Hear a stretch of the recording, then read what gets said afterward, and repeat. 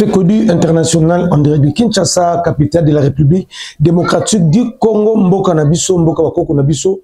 Merci Nabatunyo surtout et bon début de la semaine, Nabisunyo surtout. FECODU c'était Esika Tozali. Vraiment, je suis reconnaissant Nabatunyo surtout, de près ou de loin. Assistant Kingaï, un mois difficile, tu peux traverser. Vraiment, merci. Famille Zalrande, Boye, Lelo, Nalisolo Nabiso, ya FECODU.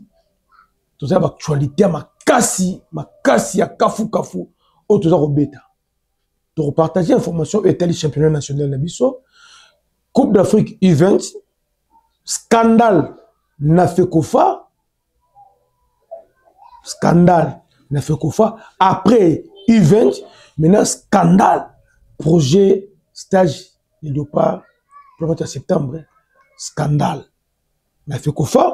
On va également, couper sur les statistiques, il y a 3 nouveaux joueurs au décembre Melbiso, Afimi Kopouloulou, Steven Kapwadi et Wan Bissaka.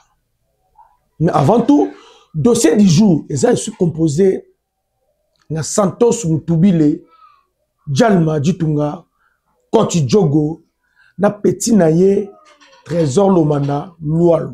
Santos Mutubile, Alingi Nini, à quelques heures, il y a élection. Tourlo Bayango, l'émission Oyo. Merci Nabatutu Bolandanga en direct qui est à Paris. Gédéon et Langa, na Pession Bote, Koche Bilele, na Pession Bote, Mikolo, na Koum Sanangai, FC Paris. FECODU Ngomi fan, il y a FC Paris. Donc, Paris Saint-Germain, les Anango, il y a FC Paris, P, et Ali. Comme Nangaï, c'est pour ça que c'est FC Paris.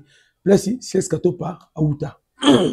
Merci vraiment. On va commencer dans la playoff. Championnat national Nabiso Luna Foot Ligue 1. Tous en la 6e journée. Il y a Maniema Union qui est en tête de peloton avec 15 points. Suivi des Aigles du Congo, le président Chimanga. Don Bosco, Lupopo 9 points. Les Aigles 12, Don Bosco 12, Lupopo 9, Mazembe 9, Vita 7. DSMP avec Gladys Boké, Senaba G2 et Langa. Ils en ont 6 points, Tanganyika 6 points, Simba de Kolosi 5 points, Ranger ils en ont 5 points, Sangabalende 1 point, Ranger, le nouveau promis, Kabasele 0 point. Malgré le point que vous voyez, toujours déploré, toujours manque, il y a respect, il y a calendrier. Sur le plus grand défaut, il y a championnat Nabiso. Bamiso se basé dans la 6e journée, Miso basé dans la 5e journée, Miso basé dans la 4e journée.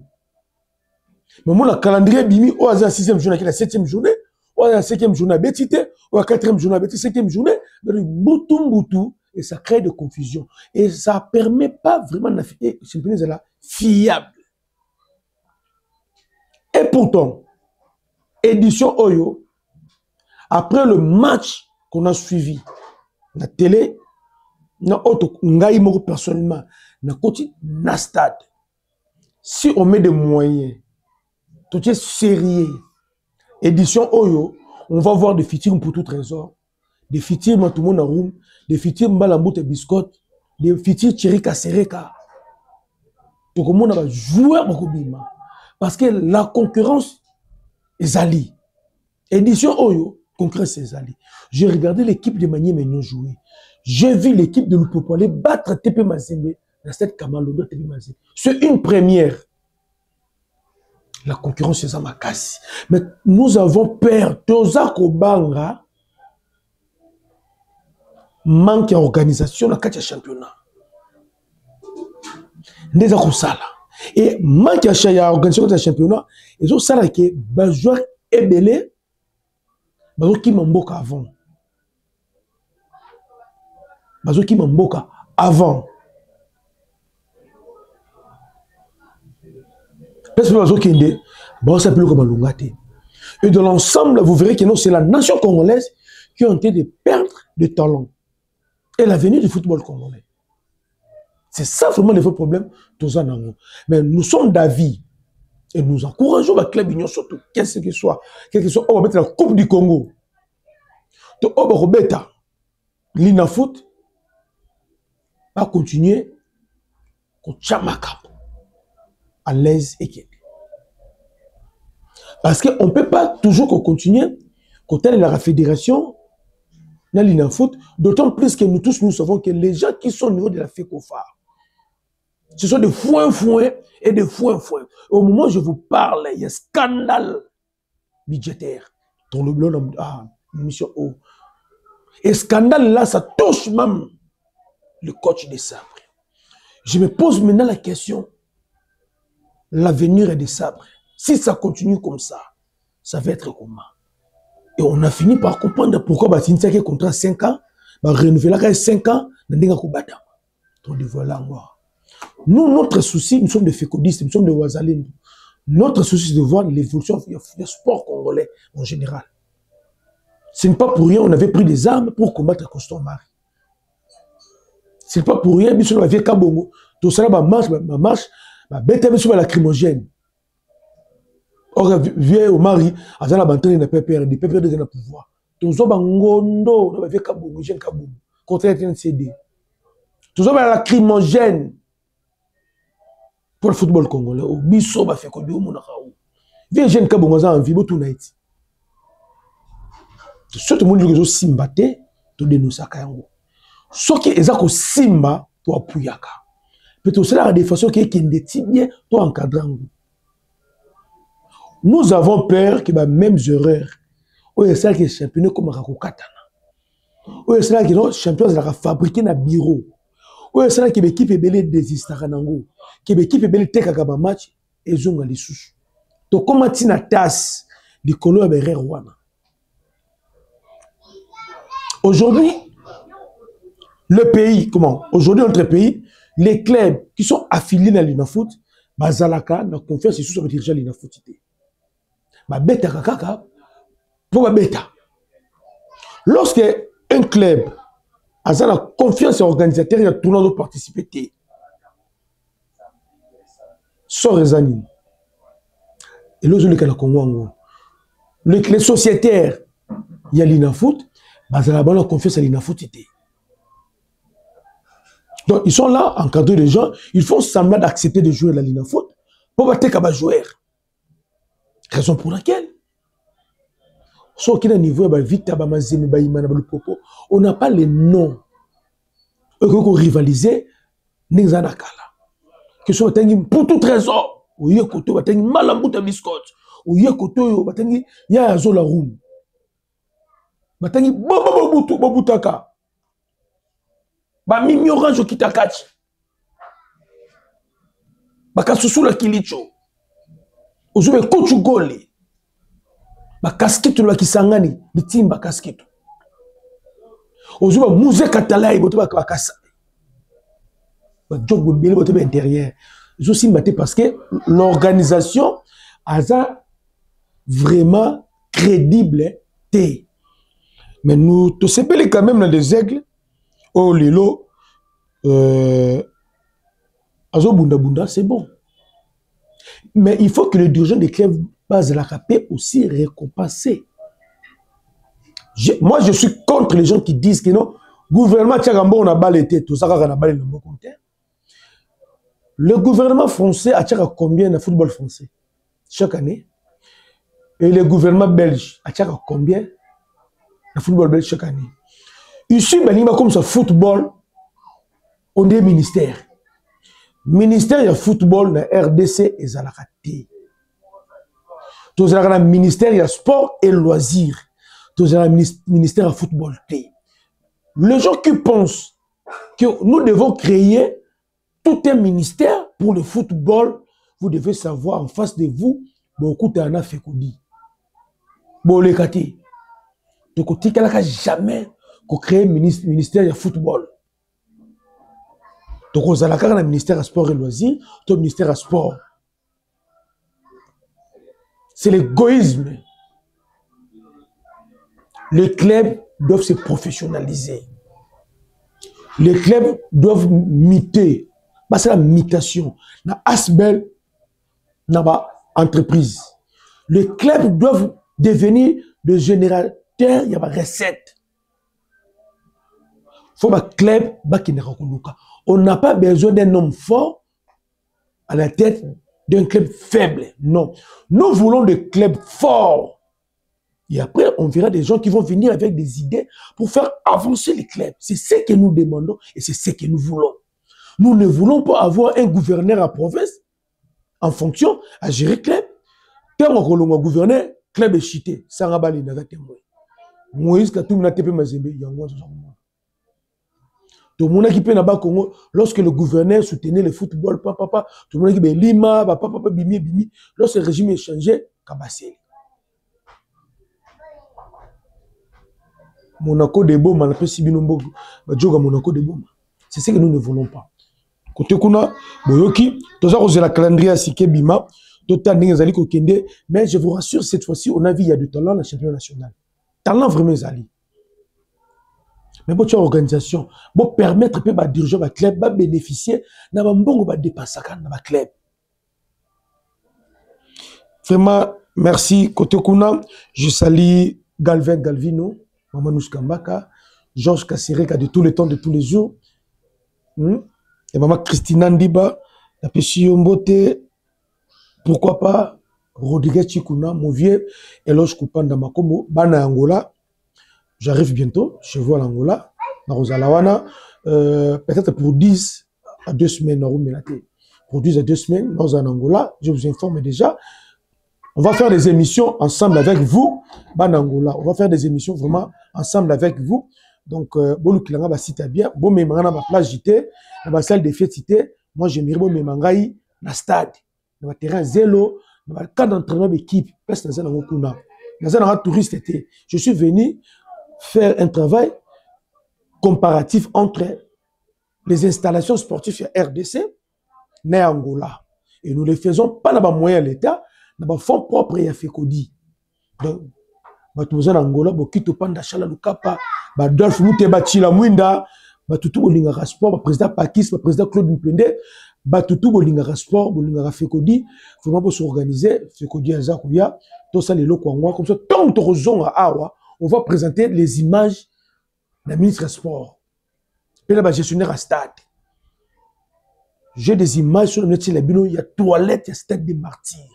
Non, papa Boutique a laissé tomber. Papa, ton l'équipe. Je ne parle pas de solo. Mais niveau de l'image, je ne sais pas gestionnaire à stade des martyrs. Et je pense même que c'est Didier Boudim, il faut pas démissionner. Est-ce qu'il n'y a pas moins de stade des martyrs? Tu peux savoir particulier, privé, gérer Kango. Parce que, comme on a qui parti politique, je suis poste, il y a un ministre, moi, parti politique, ministre, il y a tout le monde parti politique, à gérer le stade des martyrs, papa, ils ont aussi battu niveau sanité dans tout le stade des martyrs. Ceux qui ont battu, ils m'ont vendre dans la salité. Mais le niveau sanité, dans le stade des martyrs, ils m'ont équipé. Même quand on goussou, sortir le stade des martyrs, ils ont une infection. Or, on goussou vendre dans la place à bon, on revend la tête. On balance en côté pour le respect en boca. Je suis patriote. Merci côté Kuna. Scandale n'a fait qu'au-fa. Le prochain match équipe nationale Nabiso RDC, ils ont équipé Tama dans le mois de septembre. Dans 4 mois. À travers René Moukalai, qui est un confrère journaliste, nous sommes tombés sur un document intitulé Prévision budgétaire Arabie Djada. Prévision budgétaire Arabie Djada. Donc, on comprend déjà, dans le mois de septembre, de part dans un stage bloqué en Arabie Saoudite. Bon, ok, de côté qu'on a un stage bloqué. Ça dit prévision budgétaire. Mais ce que nous décrions, Namakambouana, ce que nous décrions, les contenus et la prévision budgétaire, ça nous a estomaqué, Banafekodi. Boyo Kangai, Tokendi. Prévision budgétaire Arabie Saoudite, Djada. Référence Nango ya lettre Zali. Référence c'est Fekofa Konor. Référence à lettre Zali. Fekofa Konor SG 00 ceux qui 2025 bar 6. Bon, quand ndenge ba dire que l'état bon. Point liboso, bâtir logement. Ah non, point liboso na document. C'est un document, il y a stage autre en Arabie Saoudite, un stage aux Arouyati. Je voulais préciser. Il y a un stage autre au septembre, mais il y a un stage autre qui n'a année passée. L'autre année, il y a l'état bon. Année passée, on a fait qu'on fait. En 2024, tu seras un stage à 5 jours en Arabie Saoudite, à Djada. Bon, l'état bimisaka. Botande ba lapida comme bon l'état.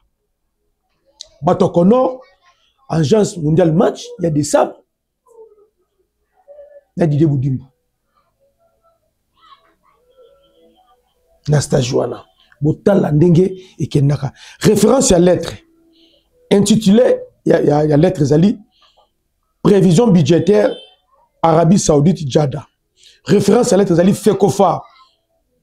Conor CG de secrétaire général 2024 006 Yangwana. Tobani est bâti logement bâti 180 000 $. Logement 180 000 $ pour 60 personnes. Pendant 5 jours. Bah détaillé, Moutoumoko, Foza, chambre, il y a 500 $. Djino.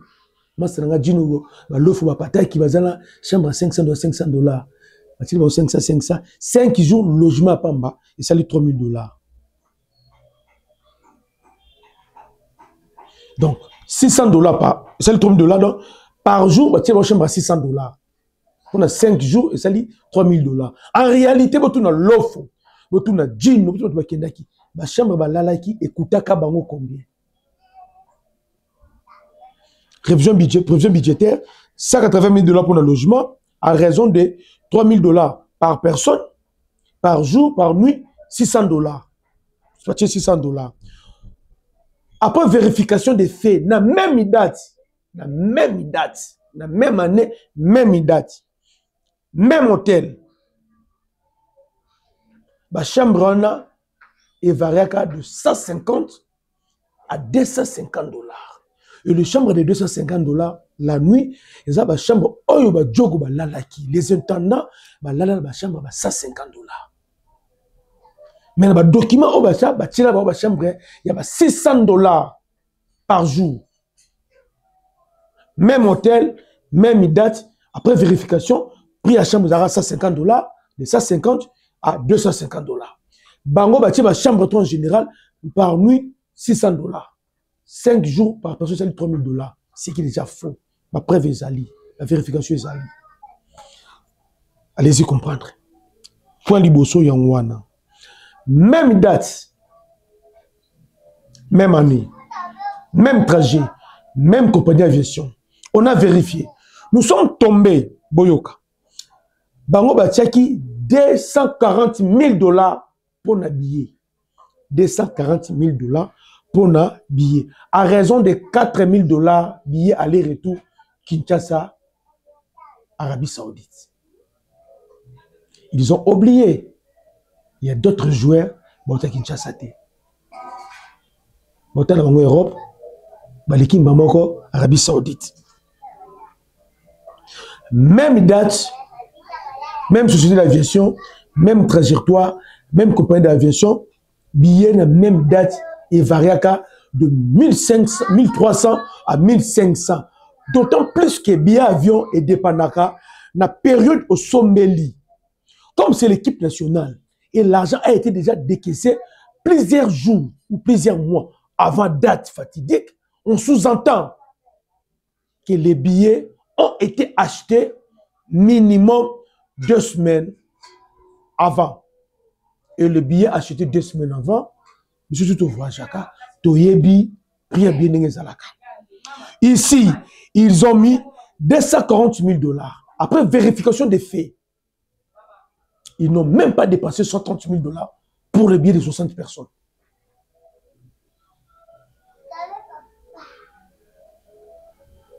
Vous comprenez?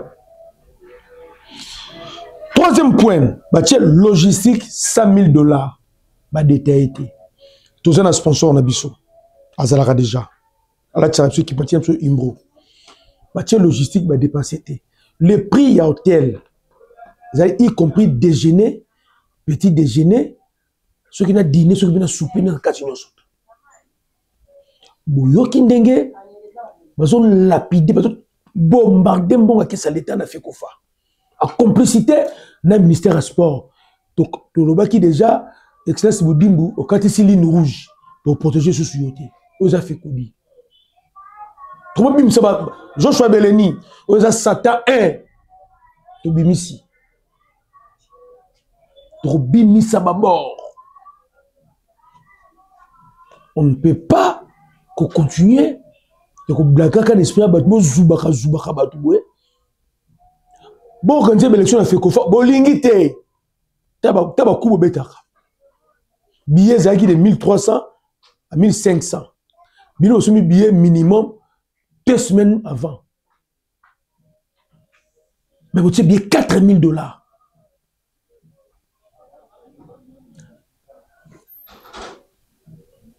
Les mêmes causes, en fait, le même fait qui nous ont poussé à prendre des armes contre Omari, Yango et Zongi. Donc nous sommes obligés de Zongi la vie à Rambo. Au moins Rambo est au Vietnam, aux États-Unis. Yango Rambo est. Rambo 2, à quelle mission qui n'a Vietnam aujourd'hui, Rambo 3, à quelle Russie. Rambo 4, à quelle qui n'a Philippines. Rambo 5, à quelle en Amérique latine. Via Rambo Zelara Bitumba. Alors nous les faits nous sommes des Wazalindo. Tout le monde a intérêt à protéger la chose pour croquer la fédération. On va commencer à dire la vérité. Dans la même année, même époque, billets. Sauf ce billet, les lots pour les lots, ils ont mis 300 500. Mais par exemple, billet, un mois avant, 2 semaines, 3 semaines avant, tiens, on prend la transaction les lots. Troisième point. Quatrième point, comme organisation, il y a match. 4 matchs amicaux.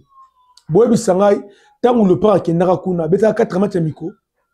Il y a une équipe nini, il y a une équipe nini. Et pour les 4 matchs amicaux, il y a 250 000 $.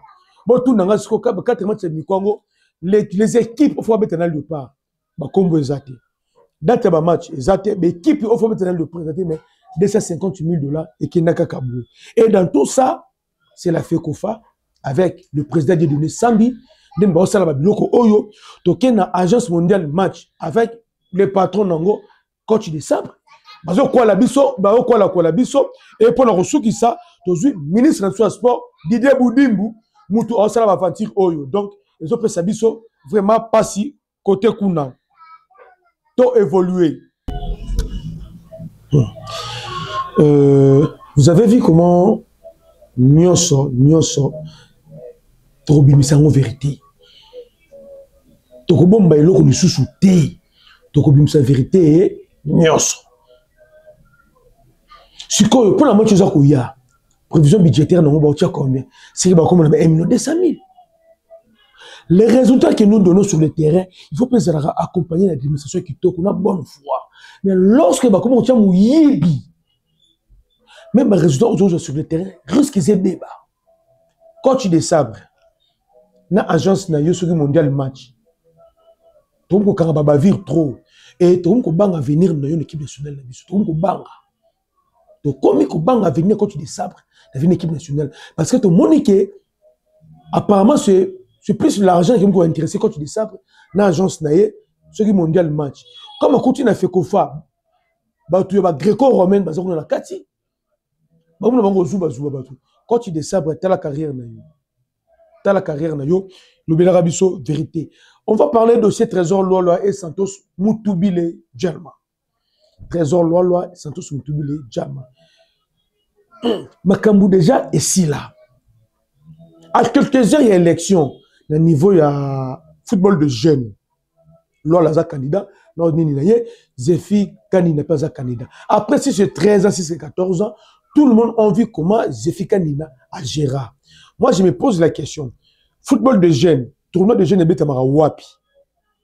Cette édition, tournoi de jeunes au stade nini, quels sont les clubs qui sont affiliés, quels sont les projets aux Efficanina, Azali Nango pour le football de jeunes, Azanango, et toujours mon angoté. Mais après 13 ans, total, toujours le football congolais qui est de Liboso. On ne peut pas seulement rechanger le président Fekofa pendant que le mal est où tu peux se. On doit commencer en bas, tomata likolo. Mais là, en bas, on football de jeunes. Aujourd'hui, on déplore les talents. C'est parce qu'encadrement la jeunesse, c'est ça. Dans le niveau du ministère, la jeunesse, sport et loisirs, dans le ministère des Affaires sociales, dans le niveau du ministère, ils ont compris que non, ce qui est accenté sur l'encadrement de la jeunesse, pour aussi, c'est là qu'il y a un problème. Alors, on voulait mettre même du sérieux, mais il y a des gens qui veulent torpiller les efforts au Sala pour encadrer la jeunesse. Vieux Santos Moutubile, via ma petit Neba Djogo, coach Djogo. À quelques heures, il y a élection, à cette interview, tout pour attaquer la loi. Pour voter loi. Via Santos Moutubile. Ce qui ont un problème dans l'équinayo, loi. Cela n'engage pas la nation congolaise. Bon résoudre en binomi balé na ndenge na bino. Azali l'équino avec une makolo na yo. Comment au commune haine envers le trésor loi. Bon, ça la cop nine au la mila yombo. Ce que beti li solo à Brazzaville, des qui solo à Brazzaville. Vieux Santos, vieux, excusez-moi na loba vieux, tika oko sabat. Parce que Moutou a appelé ça mbon wana. On le voit à camarade na yo. Après vérification des faits, Moutou na za camarade na ote. Moutou na za camarade na ote. Atika la pe ko la camarade na ote. Boye bani pe na yete. Ce qui a za camarade na yo. Vieux Santos, ko prouver biso. Dernière conversation à yon camarade du Noana, ça date de quand? Dernier appel, il y a une camarade du Noana, ça date de quand? Parce que après vérification des faits, appel à souka yo zoya Moutouana a gangé la kayo, tika makamazo ko. Ce que camarade na appelle ça kayo mbongo et que l'on améliore mbongo. Pourquoi camarade na yo appelle ça mbongo na penser à l'obagelo côté? Bana fait kodi. C'est un dossier de GL qui vient Santos de monter maman B envers joueur. Loi. Raison pour laquelle nous aussi, moi je vais franchement de Brazzaville, qu'on vérifie ma fait. Le message question appelle Sambongo. Aza camarade ya Santos Cité. Bayeba ni pena Santos Cité. Messi wana appelle Sambongo, akabela Santos Mbongo. Mbongo appelle sa wana, akabela kango loi la te. Akabela appelle Santos Cité. Santos na lolo ne ba sala cop moko pété. Pour kabela bongo wana. Na souci ya ko encadrer jeunesse, na souci ya ko encadrer le jeune. A pesa mbongo wana na fondation loi. Et non na trésor loi. Et non na ba légende, et non na Santos Moutubile. A pesa mbongo wana na fondation loi. Lorsque qui combo la fondation loi. Atali trésor loi, fondation loi. C'était comment ma image ezali bakendaka Brazzaville fondation loi. Santos Moutubile était fondation loi à Kendara Brazzaville comme marché n'a pas bête match na ba Brazzavillois. Les anciens diable rouge à Brazza. Bakendara Brazza bakeno tika ba fleur na bassin l'Ipres bakuna bassin joueur à Brazza. Donc bazong ba beti match na bango après bakena résidence ya Moutouana. Donc Moutouana zoleka après ça va mboto se présenter. A combien par loi. Lolo s'est présenté, non, trésor loi le mandat. Oh, yon des trésors loi le mandat. Oh, bête na Newcastle. Mais, na moule ba yambi bino bien te. Lolo ande tu no bon. Projet na ngepé zali na redima ti retour na Kinshasa. A tout est au commis projet déjà. Donc là c'est oui le projet zali. OK. Mais melanga projet. Appelle ça lolo numéro. Aleki, vieux Santos Moutubile, à mona Moutouana les mêmes jours na loi. Donc, Moutouana za ni camarade de loi, ni camarade de Santos Moutubile. Après ça, lolo numéro. L'activité sili, lolo zongi na Congo. Aye awa, a voyager qui va makamuna yeto, zongi, sali projet papa. So, azo benga Moutouana, pas fait que non, azo articulé projet. Et sali qui ne peut pas mettre Greco, la lolo chombo. Comme allié chombo, aya sous le numéro Moutouana. Et là, ça là, exact. Avant d'un projet, na flash disque. Comme ça petit à vieux Santos. Parce que la raison, c'est que vieux Santos soit bien avis. On veut que Moutouana après ça un numéro de un bouc ça tout le monde numéro de téléphone. Vieux Santos a utilisé relation na ye na Brazza mutu moko ya Vieux Santos nde azwi numéro ya mutongo mutu ya Vieux Santos azwi numéro ya mutongo batindi bapesi ngo lwalo et non Santos ndazwa numéro te mutu moko Santos azwi apesi lwalo abengi mutongo mais na lukaka yo obengaka te ndeni donc la place obika omuna ya koyikolomba nde comme mutu ya Vieux Santos aidaki babo zo numéro lwalo apesa Santos akenda kozwa Vieux Santos a expliqué ye bakende na Brazza tout na Vieux Santos contenu ya to bakati ya Brazza bakati na projet contenu ya projet on a Vieux Santos atanga même mon temps ba tchana Vieux Santos habité raison pour laquelle la bande a 250 000 comme na 200 000 150 000 biso na fait connu ba 15 000 donc moi il me 15 000 dollars pour la kenda Brazza sur la banquette Vieux Santos jusqu'au to ba commune na Brazza ba côté ici projet ba côté saka l'affaire des gardes de Lango, Bakomara Komoni. Santos Mutule Santos, Trésor Loualo, Tokmoni. Projet Wana Bakoma Kombo, Fondation Loualo. Alors, n'a rien à voir dans la légende. C'est la Fondation Loualo, Mouta Kotisaka, Projet Wana. Tant que Bengi Bango, va répondre Bango. Il n'y avait même pas les anciens joueurs du Congo Brazza, Brazza l'a raté.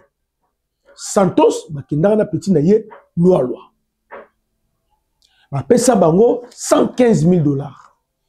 À part 115 000 dollars, ma pesa bango, ma pesa Vieux Santos 10 000 dollars, papa 10 000. Ma pesa loi 5 000. Ma pesi bango 115 000 dollars à part.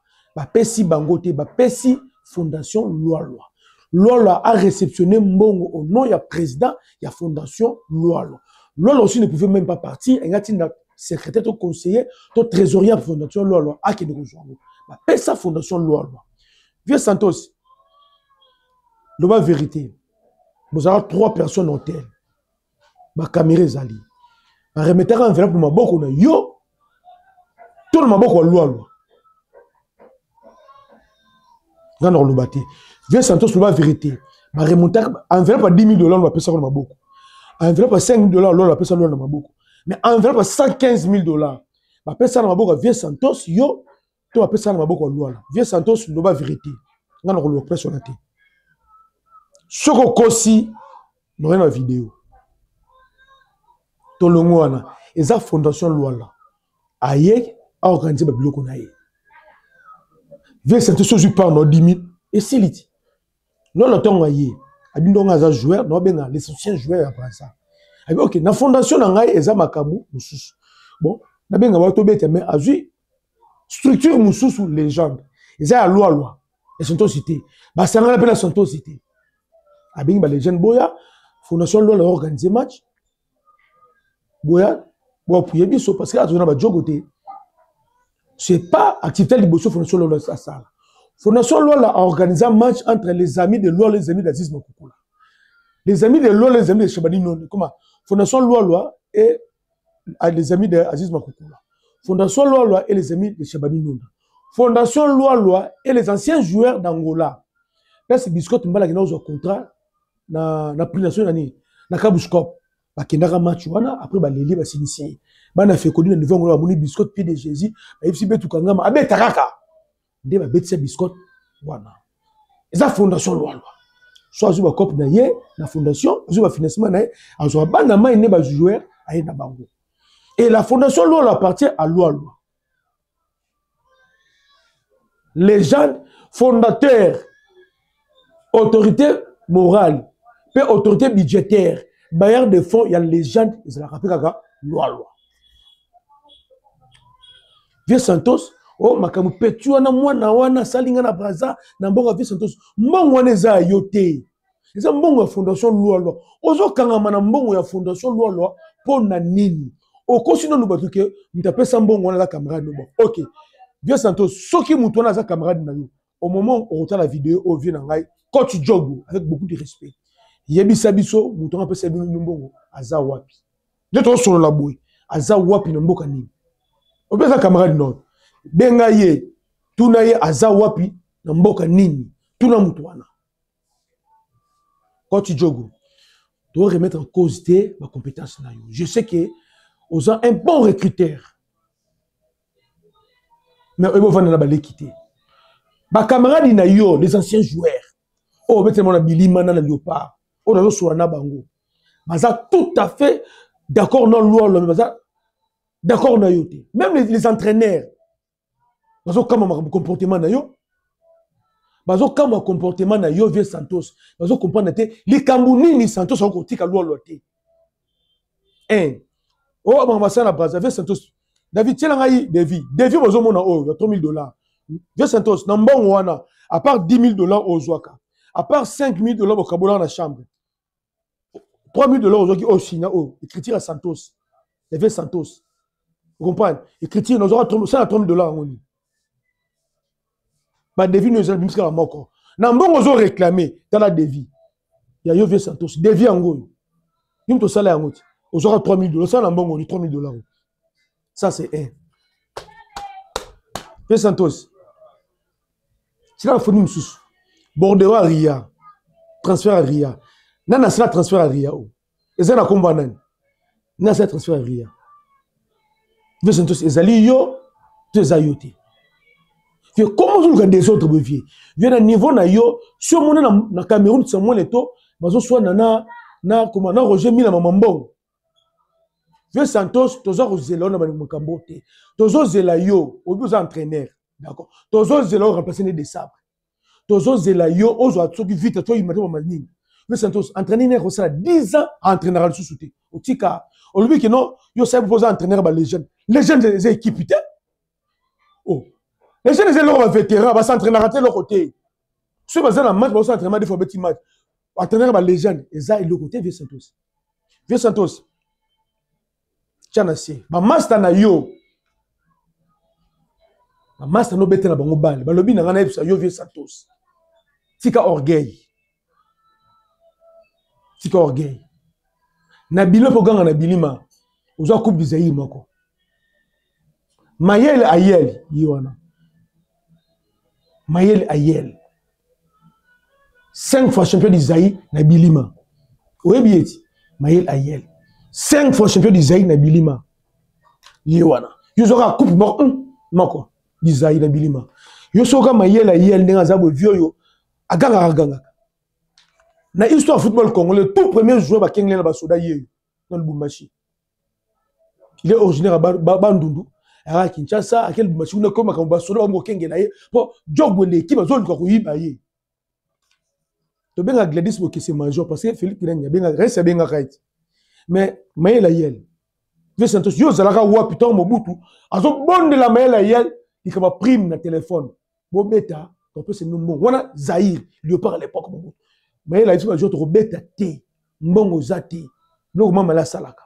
Vieux Santos, yo zalaka wa. Pour cette génération moko. Et c'est vieux mais la yel. So yo kaye akreba des autres nabat. Vieux Santos, bilima lelo za wapi. Lelo bilima za wapi vieux Santos.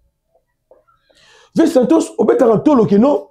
Oh, ngai oza jalma respecta vie parce que biso to sala ke ozala bongo biso ba congolais to zela bezo to la suprématie na région de bimso danger mais il faut dire oza les premiers noirs au betabel en Allemagne Vieux Santos parce que vous allez vieux ETP Kakoko ETP a betabel en Allemagne avant Santos Mutubili autour na Serge Tungila Kakoko et TP, à Betabal en Allemagne, Liboso Vieux Santos.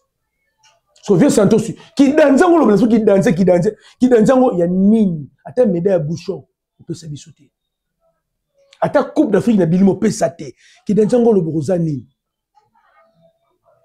À ta côté qui est entraîneur, on peut s'habiller Chan, on peut s'habiller Chan à où équipe. Donc, on a version 16, tout ce qu'on a en Ouad. Mazembe lo bara Mazembe parce que côté coach Moukeba à cela des équipes yo yeka kabu on continue le yela nini manini qui côté qui est entraîneur ou apportant nini le football congolais Vieux Santos to solo là la polémique to solo là Vieux Santos étant qui est entraîneur ou apportant nini le football congolais le fait bibei ayela biso ligne brisée Vous comprenez? L'opposage trapèze, donc animation au milieu du terrain. Bibé et Labisso. Coach et Poma, et Labisso football synthétique, donc ça veut dire Toro, il y a beaucoup de percussions dans le cas adverse. Football, football informatisé. Toujours coach Raoul Choum, et Labisso football total. On défend ensemble, on attaque ensemble. Coach Raoul Choum, et Labisso. Coach Michel Kigoma. Michel Kigoma. Il faut des latéraux. Il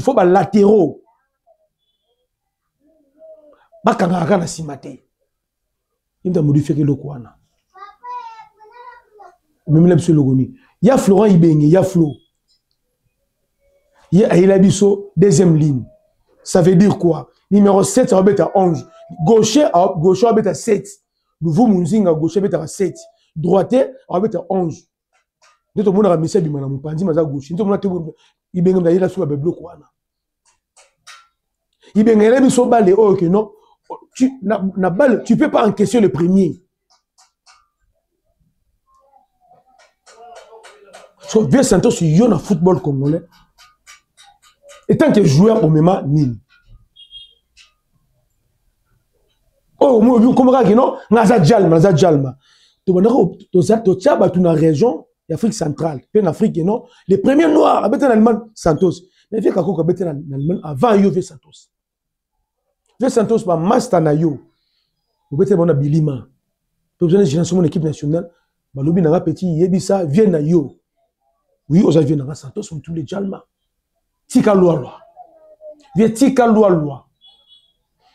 Biso tozo luka, dans chaque discipline, ils ont dirigé. Tout ma décision minene et zomaka et pas pratiquer discipline wana. Comment le soit wana? Surtout que dans basket, les anciens basketteurs ba contre la fédération. Et quand même le football. Yo olo soutenir les qui na yo moi dans loi. Ozo combattre o makambu ya Braza. Makambu Braza yo za la fondation qui. Vieux Santos. Statut ya ba ancien léopard. Il fallait yonde au bundelango. C'est pas loi te. Vieux Santos yonde, il faut le bout de la yango stati. C'est ma ciel ou pas. Bah privé bino voix l'élection président de Fekofa qu'on a. Vieux Santos oza wapi. Kaka mbongo ya fondation loi. Donc c'est comme ceux qui osent la poste na fondation loi qui est na fondation loi. Ceux qui osent la poste na fondation loi te tika loi la makamuna ye moi na na pour tout trésor. Abi eza kopa loi na fondation na ye de ko tioyo poids. On crée des ordres entre apataki na loi. Apatcho mundele pesio mbote. En réalité apataki na loi ba pire au panzi bango créer la bango des ordres. Vieux Santos tika loi. Au point d'avis tika loi. Tozo zela yo remplacer nani des sabres. Vieux Santos tozo zela remplacer loi. Il y a des sabres. Comment entraîneur à Vita? Toi, Imana. Tony, nous, on a soit entraîneur, comment entraîneur les jeunes? Mais les jeunes, les équipes, les jeunes, les équipes, est-ce que vous m'en savez l'entraînement? Parce que l'entraînement, ce sont déjà des responsables, vous avez comme Nabango, vous avez comme Nabango, mais il y a un rapport au défendre comment on à travers les jeunes, pas dire qu'il y a Nabango. Lorsque vous voyez, nous avons un entraîneur Nabango. Viens, Colomboano, la légende. Et ça, il doit être. Parce que au Kitaka, tu m'y orange à côté. Il y a des bloqués, ça va côté. Est-ce que vous bien tala toujours c'est un Vieux Santos tika loi parce que les kamuna yona loi comme son dimension mususu so qui za pour mbongo na Brazzaville vie tika loi pour ba pesa mbongo wana ba kabelaka ni loi ni yo ba pesa fondation loi ba pesa ni loi pesa ni yo ba pesa des fondations loi yo oza membre de la fondation loi tu ont ba légende ba bengi o yakaka. Parce que Olingo gère un bon la fondation loi et bien votre trésorier fondation loi zawa. Viens Esopio hein. Esopio. Il le connaît Esopio. Ba massa no beta babali, beta babali. Ba entraîneur hein. Tout le monde dans la Coupe d'Afrique à nini mani tout le monde. Ba ça na bano ba bimisa ba coach.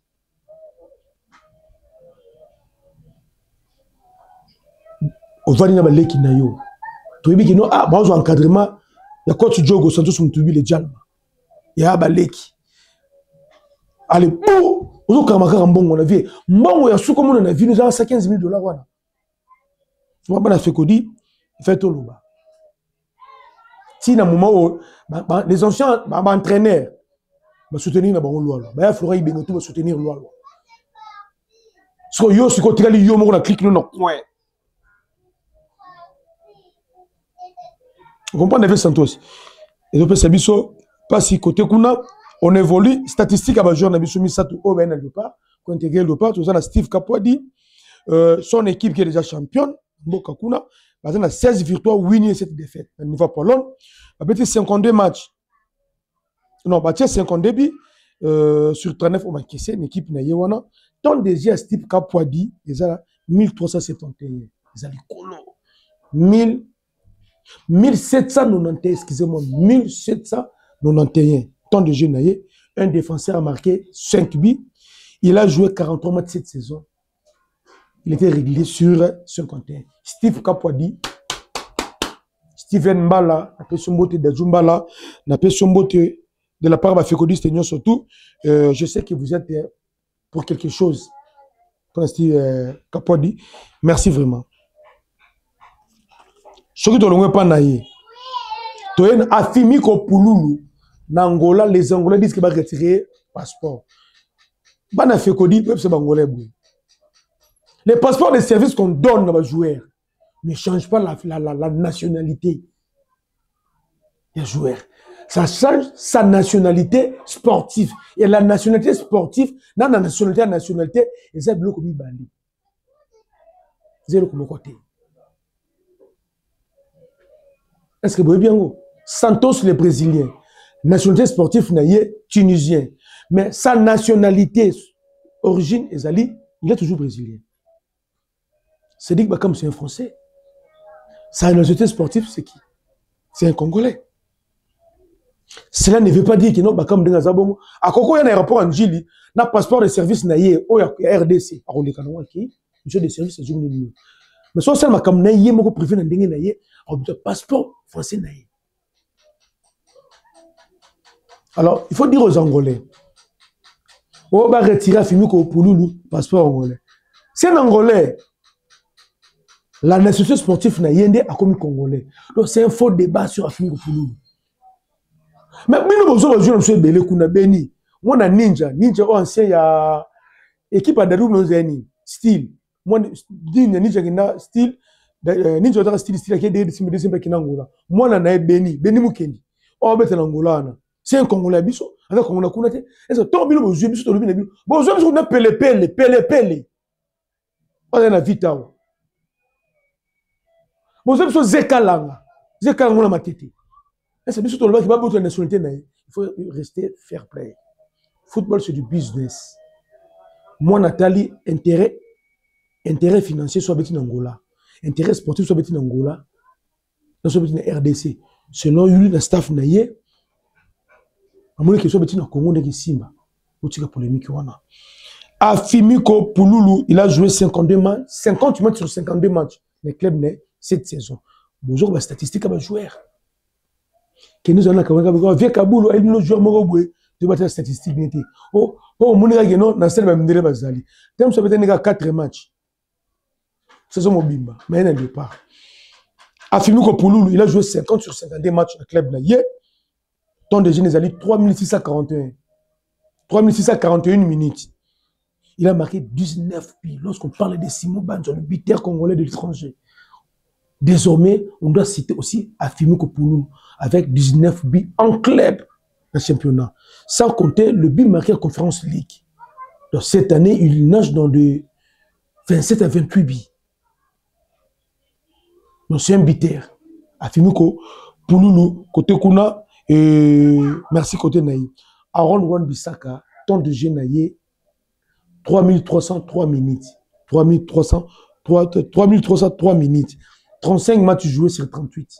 35 matchs joués sur 38. 2 buts marqués, 3 passes décisives pour un défenseur. C'est beaucoup. Ce que j'ai beaucoup aimé, Nabango Misato, ils ont tant de jeux Nabango. Ils ont plus de 3000 temps de jeu. Plus de 3000. Plus de 3000. Ils ont joué dans l'ensemble de Bango tout. Donc chacun a Bango a bêti plus de 30 matchs cette saison. Plus de 30 matchs cette saison. Alors, va mériter, tu vas mériter équipe nationale. Vraiment, va mériter en gros. Merci na maman nous Kambaka, est-ce que vous avez maman na nous Chikuna, et puis si on botte, tout le monde a fait Kodi, et lorsque vous panda ma combo, et puis si on botte, merci, bye.